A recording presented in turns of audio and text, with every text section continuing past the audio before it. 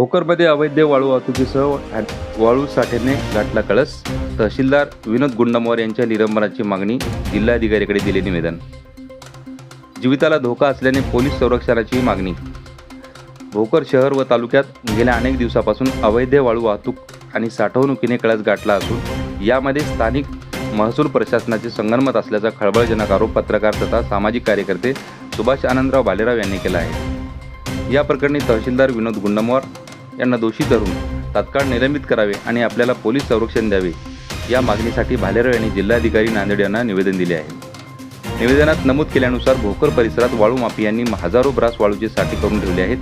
यामुळे शासनाचा करोडो रुपयांचा महसूल बुडत असून पर्यावरणाची मोठी हानी होत आहे. या संदर्भात भालेराव यांनी वेळोवेळी निवेदन, आंदोलने आणि उपोषणे केली, मात्र प्रशासनाकडून कोणतीही ठोस कार्यवाही केली जात नसल्याचे चित्र आहे.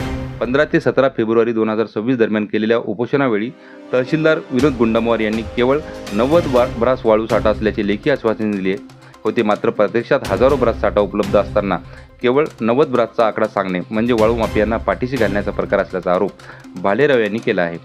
SDR आणि CDR मागण्याची तपासणी केली असून नोव्हेंबर 2025 पासून अवैध वाळू वाहतुकीवर कोणतीही मोठी कार्यवाही झालेली नाही. दिवसाढवळ्या 15 ते 20 हायवा गाड्यांची वाहतूक सुरू असताना गौण खनिज नियंत्रण पथक केवळ कागदावरच मर्यादित असल्याचे दिसून येत आहे. तहसीलदार आणि वाळू माफियांचे आर्थिक हितसंबंध असल्याचा संशय व्यक्त करत भालेराव यांनी तहसीलदारांच्या मोबाईलचा क्रमांकाचा 23 ते 26 डिसेंबर 2025 या कालावधीतील CDR कॉल डिटेल्स रेकॉर्ड आणि SDR काढल्यास वाळू तस्करांसोबतचे त्यांचे साटेलोटे उघड होईल असा दावा केला आहे. राज्याचे माजी मुख्यमंत्री खासदार अशोक चव्हाण यांनी एका पत्रकार परिषदेत अवैध वाळू वाहतूक व साठा करणे याविरुद्ध आवाज उठवण्याचे आवाहन केले होते. याच आव्हानाला साथ देत भालेराव यांनी हे पाऊल उचलले आहे. वाळू माफियाविरोधात आवाज उठवल्यामुळे आता आपल्याला धमक्या येत असून जीविताला धोका निर्माण झाला आहे असेही या निवेदनात म्हटले आहे. तहसीलदार विनोद गुंडामवार यांना तात्काळ निलंबित करावे. विशेष गोपनीय पथकाद्वारे या प्रकरणाची सखोल चौकशी व्हावी. तालुक्यातील सर्व अवैध वाळूसाठी जप्त करून त्यांचा लिलाव करावा किंवा घरकुल लाभार्थ्यांना ती वाळू मोफत द्यावी. तक्रारदार सुभाष भालेराव यांना पोलीस संरक्षण देण्यात यावे. या निवेदनाच्या प्रती पोलीस अधीक्षक आणि उपविभागीय अधिकारी भोकर यांनाही माहितीसाठी सादर करण्यात आले आहेत. आता या संवेदनशील विषयावर जिल्हाधिकारी काय पाऊल उचलतात याकडे संपूर्ण तालुक्याचे लक्ष लागले आहे. काल जिल्हाधिकारी कार्यालय येथे भोकरचे तहसीलदार यांच्या विरोधामध्ये तक्रार दाखल केली आहे. नेमका काय विषय आहे की आपणास अशा गंभीर स्वरूपाची मागणी जिल्हाधिकारी यांच्याकडे करावी लागली? भोकर शहरामध्ये गेल्या अनेक दिवसापासून होत असलेल्या वाळू व गौण खनिज, अवैध रेती यांचा भरपूर साठा असून हजारो ब्रासचा साठा असून भोकरचे तहसीलदार फक्त 90 ब्रास रेती एवढा दाखवत आहेत. तहसीलदार साहेब म्हणतात की आम्ही सगळ्या कारवाई केल्या, जवळपास 9 वेळा कारवाई झाली, 20-22 लाखाचा दंड वसूल केला, पण आपण खोटे आरोप करतात असं त्यांचं म्हणणं आहे. आपलं काय म्हणणं आहे? नाही, माझं म्हणणं खोटा आरोप हे असं काही हे नाही. जेवढा भोकर शहरामध्ये साठे आहेत, हजारो ब्रास साठे आहेत, तिथं आम्ही प्रत्यक्ष नेऊन त्याला दाखवतो की हा 90 ब्रास आहे की का त्याच्याहून जास्त आहे.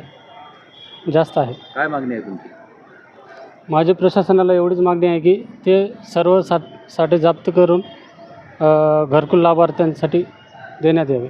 आपण त्याच्यामध्ये भोकर तहसीलदारांची CDR आणि SDR यांची मागणी केलेली आहे. नेमकं काय निष्पन्न होईल असं वाटते आपल्याला याच्यामधून? नाही, ते बघायचं असेल तर की यांनी म्हणत आहेत की आमच्यावरचे सर्व आरोप खोटे आहेत. तर त्यांचा कॉल रेकॉर्ड वगैरे सर्व चेक केलं तर हे वाळू माफियाचे त्यांच्याकडे मोबाईलमध्ये बोललेले त्यांच्याशी संबंध आहेत असं निष्पन्न होईल.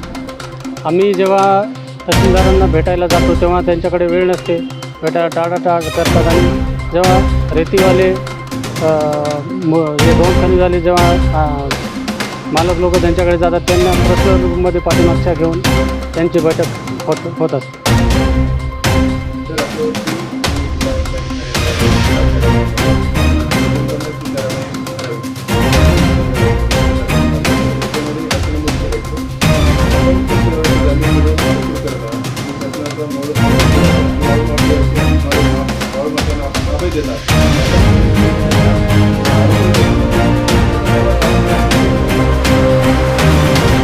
बघा मी मागील 1.25 वर्षापासून भोकर तहसीलदार म्हणून कार्यरत आहे आणि मी आल्यापासून जे आहे एकतर आमच्याकडे कुठलाही रेतीघाट किंवा नदी किंवा त्याचं उत्खनन आमच्याकडं कुठंच नाही.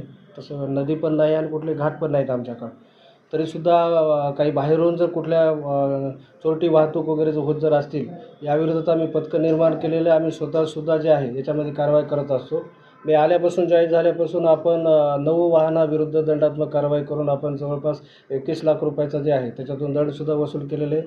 2-3 वाहनावर आपण गुन्हासुद्धा याच्यामध्ये नोंद केलेला आहे आणि आमच्या रात्रीचे पथकं असतात तैनात त्यांच्यामार्फतसुद्धा कारवाया होतात आणि यानंतरसुद्धा कारवाया तालुक्यात उत्खनन नाही परंतु बाहेरून जर काही एखादा 2 वाहनं कुठली येत असतील त्याच्याविरोधात निश्चितच आम्ही कारवाया करू.